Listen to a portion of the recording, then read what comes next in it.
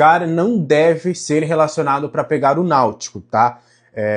Nessa segunda-feira o São Paulo se reapresenta depois do empate lá em Fortaleza e vai ter um treino. Rapaz, a temporada do futebol brasileiro tá uma loucura, né?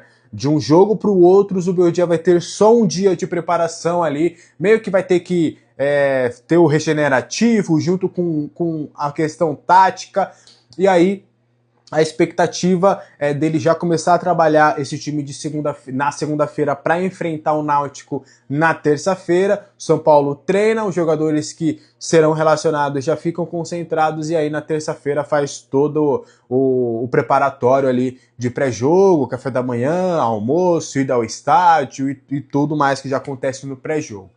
E aí o Lucas Moura, a expectativa é dele treinar, ele já tinha treinado bem na semana passada. A expectativa é dele treinar normalmente essa semana, nessa segunda-feira mais precisamente, e aí ele vai para o banco de reservas. Ele fica disponível para o técnico Zubeldia e deve atuar por pelo menos de 20 a 25 minutos. A estratégia foi justamente dele jogar em casa, num jogo até menos competitivo, sabe, com um gramado melhor, ele até tinha condições. Ele estava numa situação, Lucas, até do próprio Oscar lá contra o Tajeres.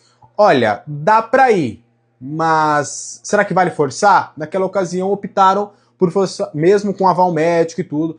Não, um forçar que eu digo aqui não é ir contra a ciência, não. Mas era melhor preservar, mas arriscaram mesmo assim com aval médico. Dessa vez fizeram diferente com o Lucas, e aí vai ter um pouco mais de cuidado com ele em relação a isso.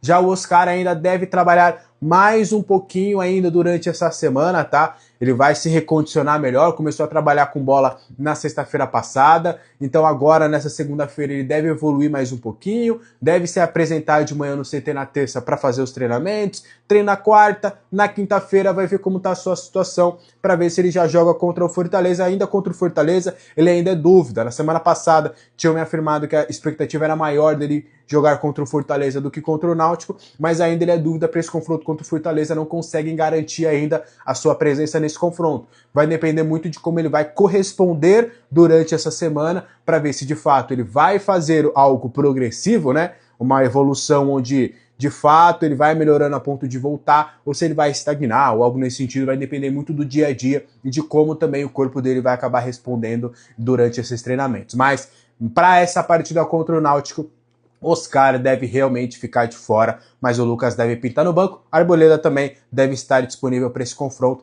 Tudo vai depender dessa segunda-feira, como ele também vai se reapresentar. Mas a expectativa, o cronograma, quando ele ficou de fora contra o Ceará, a expectativa era de tê-lo já para o confronto contra o Náutico.